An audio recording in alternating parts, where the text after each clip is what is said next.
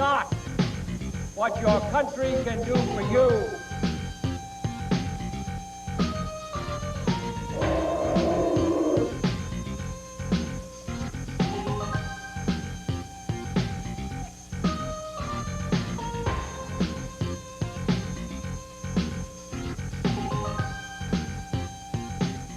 Many people believe that the internet will have the same impact on society as the invention of the printing press did.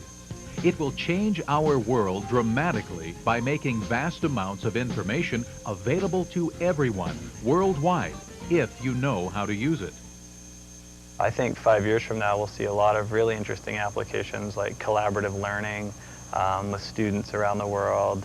I think you'll see things like electronic commerce in full swing where you can order product. I mean, the QVN of the internet if you want. It'd be a great place to be. As well as probably even this idea that at home, arcade games happening through the internet where instead of just playing with your brother or sister, you can play with pen pals that are now game pals in different parts of the world. And hopefully it'll be more than just game pals that you'll get into interactive discussions and dialogues and make some new and interesting acquaintances.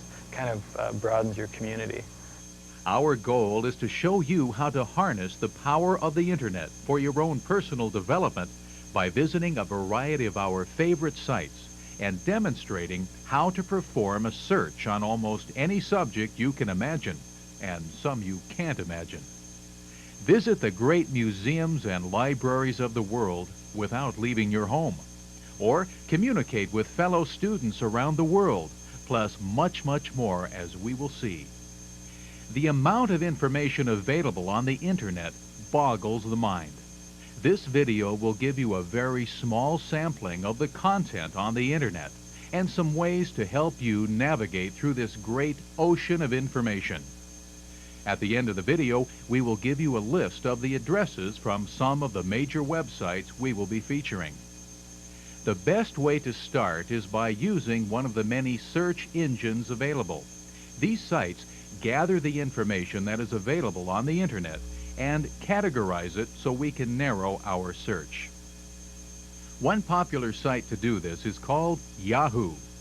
Let's make up an example and see what we can uncover. Let's say we need some background information on the Civil War for an assignment. Or we just have an interest in this important part of American history.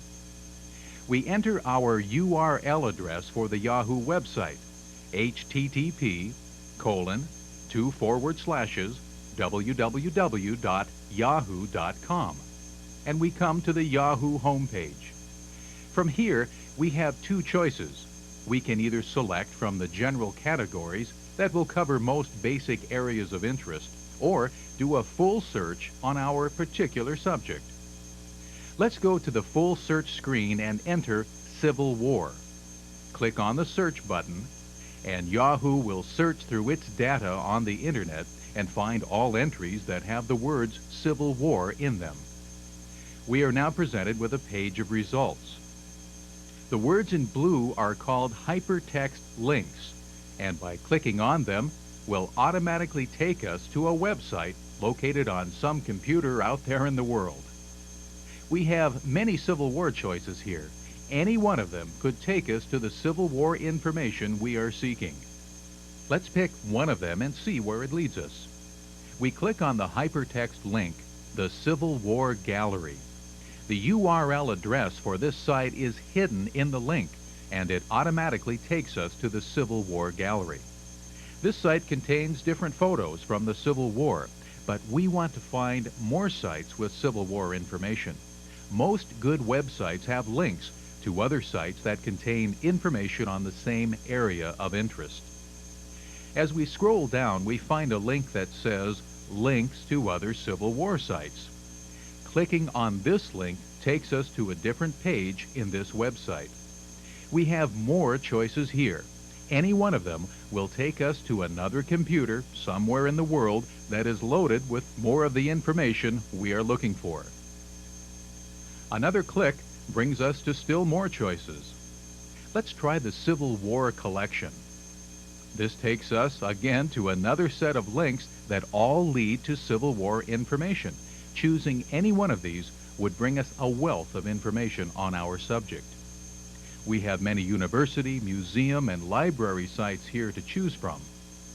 The first one on the list looks pretty impressive: the Civil War Archive at the U.S. Library of Congress. From this site, the power of the Internet is demonstrated as we travel back in time through photos for a look at the Civil War. To narrow our search, let's pick a year, 1862, and we are taken to a screen that gives a good timeline of the major events of that year. A reminder to you that clicking on links and moving from site to site usually will take a few seconds depending on the speed of your computer's modem. For the purposes of this video, we are moving instantly to each screen with the help of video editing. As we scroll down the events, we come to a hot link about the Battle of the Monitor and the Merrimack. Clicking on that site finally gives a list of photos we can view. Here is where we travel back in time. We choose a photo that shows sailors relaxing on deck. This takes us to a small picture along with a description of what the picture is about. To view the picture in detail, click on it, and it downloads the image to your computer, where you can now view it in great detail. Now you can examine in detail the sailors on board the ship. You can take time you want. Look at their uniforms, their footwear, the expressions on their faces, and you can almost get a feeling of what was going through their minds on this July 9th, 1862. At this point, you can save this picture to your hard drive for your own personal use only, or close it down and go on to the next picture. Again, this is just one subject out of thousands that you can investigate with the help of the Internet. If you are serious about your education, learn to use the Internet. It can be a great tool for finding information, getting help with problems, exploring new areas of interest, and much more.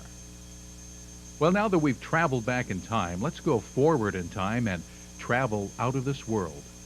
What you are looking at is a great site that contains some of the best images from the many planetary explorations that NASA has done.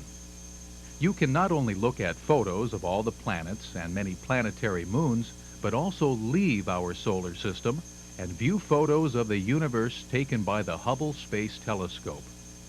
Let's choose a planet and see where it takes us. Our choices here go from closest to the sun to farthest. Let's pick this nice, colorful, blue marble-like planet called Earth. Clicking on the picture brings us to a complete section on Earth. It starts with a planet profile that gives us general statistics on our planet. This could be helpful for the inevitable report you will have to do on Earth sometime in your school life. As we scroll down this site, we are presented with choices of which view of Earth we would like to see. At the top of the page, our first four choices are the whole Earth, Antarctica, Australia, and Mount Etna in Sicily. Let's go for the big picture and see the whole planet Earth. Now, pictures and graphics can also have instructions hidden in them that gives the computer instructions on what to do next, just like the blue hypertext words. You don't need to know the address or file instructions, just click on the image and the computer on the other end will take care of everything for you.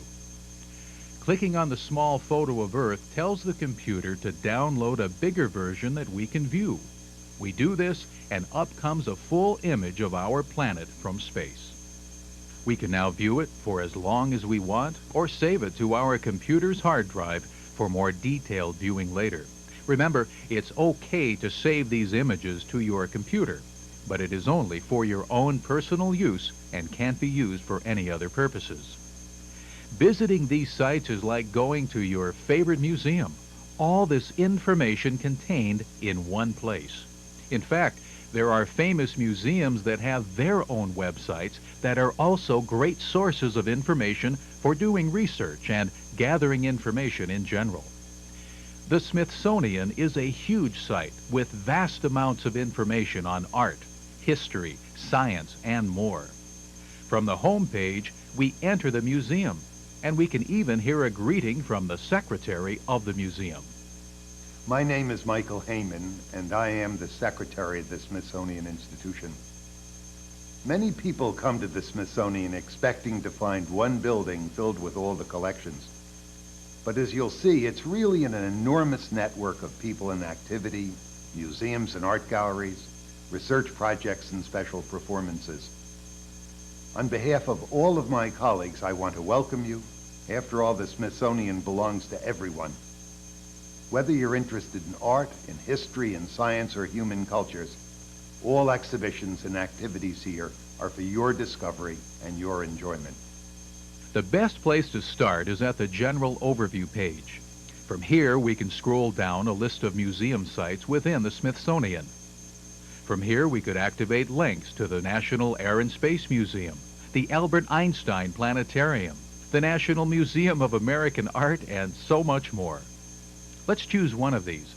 The Museum of American Art, where we can view paintings or art objects from many of the great American artists. So far, we've shown you how to do a little time traveling by using a basic internet search tool and explore one of the world's great museums. This will get you started, but the best thing to do is follow the hypertext links, explore the internet, and discover your own favorite sites. It's kind of like going to a new city. The streets aren't familiar at first, but after traveling around for a while, you'll discover your favorite places in the city that have the activities and interests you're looking for.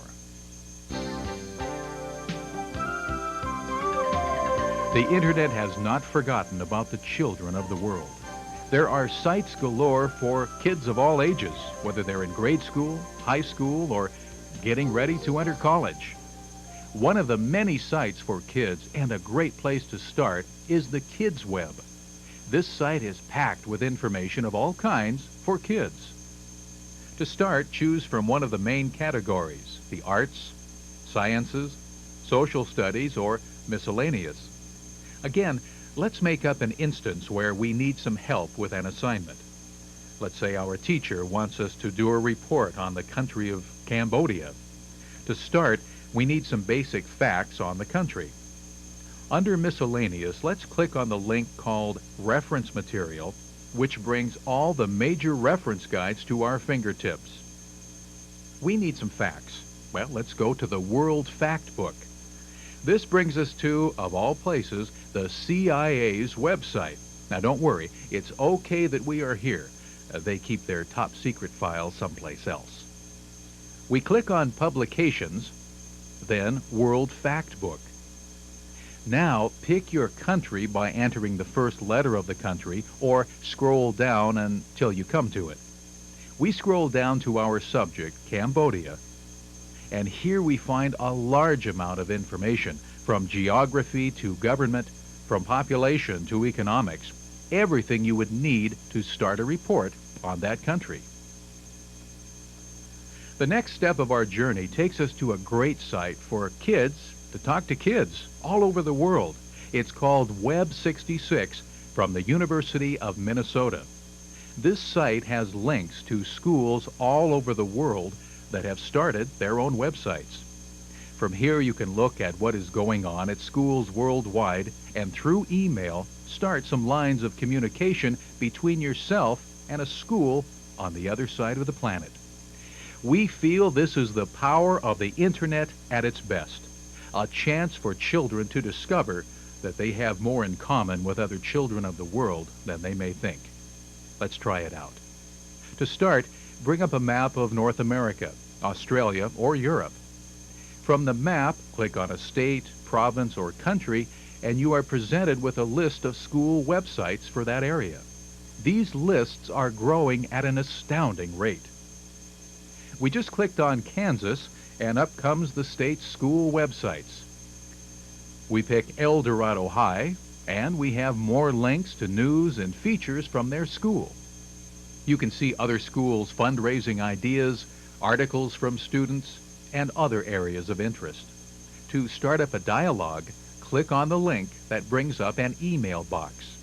Enter your message with a return email address, send it, and see how long it takes to get a reply. Let's do one more. Click on Australia. then Queensland. And from this list, how about the Anglican Church Grammar School? Again, if you want to start some communication with them, click on the email launch, send your message, and keep checking your email for a reply. This Web 66 site can give you great ideas on how to start a website for your own school. Many more are being added all the time. Maybe you'll be the one in your school to add your school to the World Wide Web. For kids moving into the teen category, there are sites just for you too on the internet. One site we have found is called Mid-Link Magazine, and it's aimed at young people ages 10 to 15. This site is an educational project from the University of Central Florida.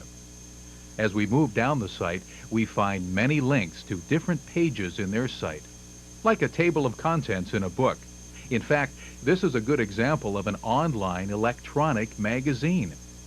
Exploring all these links can keep you busy for quite a while. As you can see, there is the People of Character theme, news of an international book fair, and also a fun link called Design an Alien for fun or a science project. Speaking of science projects, it's pretty difficult going all the way through school without having to do a science project. If this is the case for you, there are ideas on the internet if you look for them. For instance, Washington State University has an area of their website called the Virtual Science and Math Fair. It has information on science and math fairs for students and teachers alike. One of the links is called Ideas and Sample Entries. You might be able to use these as a starting place to come up with your own original ideas. We go next to 3 sample entries. This one sounds intriguing, soggy cereal. We click here, and we come to a project done by 3 8th graders at the Lincoln Middle School in Pullman, Washington. Their idea consisted of choosing 4 cereals and running tests to determine which one stayed crisp the longest.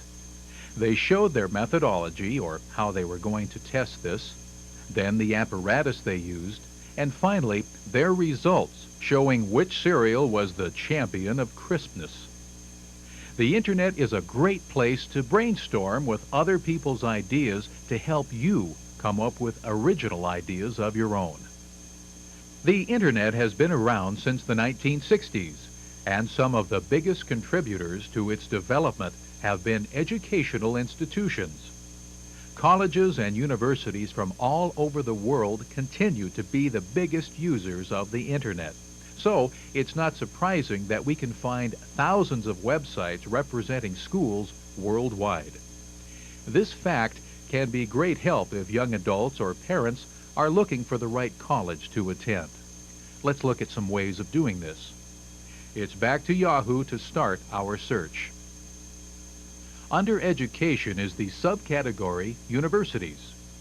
Clicking on this hypertext link tells the Yahoo computer to present us with a list of sites to visit to explore universities. As we scroll down, this can look pretty intimidating. Look at all those countries. Choosing any one would bring us a list of universities for that country. Let's try and narrow it down a bit. At the bottom, here is an index called University World Wide Web Servers that will get us closer to the information we are seeking. Here are universities listed alphabetically all over the country. Let's pick one at random and see where it leads us. How about the University of Washington? This takes us to the home page for this school. A unique feature of this home page is this picture you're looking at. When you are connected to the site, a camera snaps a picture of the campus and you get to see what it looks like and the weather conditions at that very instant. As we scroll down, we have our links to other main areas of the website. Our interest is in finding enrollment information. The link that says the UW looks like a good place to start. Our number of choices are growing and getting more precise. Under Information for Students is the UW Bulletin that has the subject matter we want. From this page, we click on Procedures and Fees. Then quarterly tuition rates, and there are the resident and non-resident rates for autumn of 1994. This is fine if you know where you want to go, but what if you don't have a clue where to attend college? We found a helpful site on the internet called the Internet College Exchange. At this site, you can enter some search information and the site will give you some college choices. Let's give it a try. Let's say we are interested in a 4-year college in the Southwest. We don't want too big or too small, so how about a medium-sized school, 5,000 to 10,000 students? The site then asks for your state of residence so they can properly calculate the tuition. We select Washington State, and finally comes the toughest question: how much can we afford? Let's try $8,000 a year and hit the search button. The ICX site is now searching a database created by the U.S. Department of Education, and here are the results. These schools meet the requirements we entered. We select one at random, and up comes more information on the school and how to reach them for more information. Now, after much searching, you have found the college you want to attend. Now, what course of study will you follow? There is some help on the internet. Some college websites maintain a file of past exams. A person could open up these exams, take the test, and see if the subject is really going to be of interest to them. Unlike a real test, you can also download the answers to grade yourself with after you're done. Let's take a look at a psychology midterm exam. This is a great way to investigate different areas of college study and see which ones might suit you best. If the study of astronomy is of interest to you, here is a site to investigate. Increasingly, many college professors are making use of space in a university's website to display information about the subject they teach. If you are a student in this professor's class, you can email the prof with questions. Make sure you have the details to this week's homework assignment, or you can even look at the lecture notes of class for a particular day to help you study for a test. We click on the day in question, and it takes us to that day's lecture. Even if you aren't a student, you can still come to this site and find information if you have an interest in astronomy. As you can see, there are links to other areas, such as exploring Mars or learning about craters around the solar system. It's clear, the better you know how to use the internet as an educational tool, the better off you are going to be in the world of higher education. We've attempted to show you how to find areas of interest on the internet by using a search engine such as Yahoo. There are other ways to search for information, and we are going to look at one of them. A Gopher site is a one-stop source for finding information on the internet. Through our internet software, we will enter a Gopher site. Like Yahoo, this Gopher site is divided up into general categories that sit next to folder icons. Opening up any of these folders will present us with more specific choices. We just keep moving down level after level until we get to the specific information we want. As we click on the Arts and Leisure folder, 8 more open up with more specific areas. We could examine an electronic art gallery, look at professional sports schedules, or download computer sound files from the Archive of Sounds. Let's look at the Smithsonian Photographs and Viewing Software folder. From here, we can download software that would enable our computer to view photos and other graphics. Most images we download from the computer are in a file format called JPEG. So from here, we can get a JPEG viewer for our computer. As we click on the JPEG folder, the files become visible on the right side of the screen.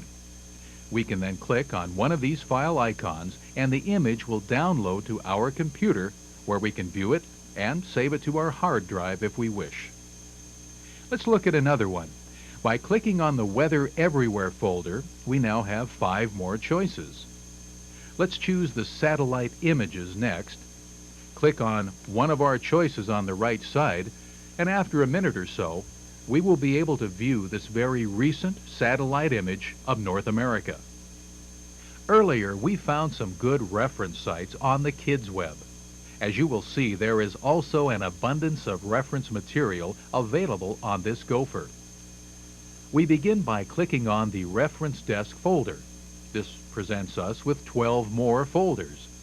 Our choices here include finding telephone area codes and postal zip codes, searching for electronic magazines, or many searchable dictionaries and thesauruses. But if you really want to see the power of the Internet for doing research and finding information, just click on the folder Libraries of the Internet. Now hold on to your hats and click the icon that says Other Libraries around the U.S. Up comes over 100 libraries that you could click on and get even more information of all kinds. There are city libraries, state libraries, university libraries, and other library gophers. The amount of information available from this point on is tremendous. Never again will you be able to use the excuse of, "Gee, I just couldn't make it to the library last night." This is just a very general introduction to gophers. Spend some time here, learn how to use it, stay focused on your subject, and you literally can have a world of information at your fingertips. While you've watched this video, we've done a search for Civil War information, looked at good sites for children, visited the Smithsonian Museum and the CIA, found out what kids in other countries did in school, visited some college campuses, and got some ideas on setting up a science project. Not bad for 30 minutes, is it? We think you will agree after watching this video that the Internet will change the way we learn forever. Well, we're off to our next website, and we hope you enjoy the Internet as much as we do. Remember, in the next century, the person with the most information wins. Good luck on your journey. Surf wisely and have a great time.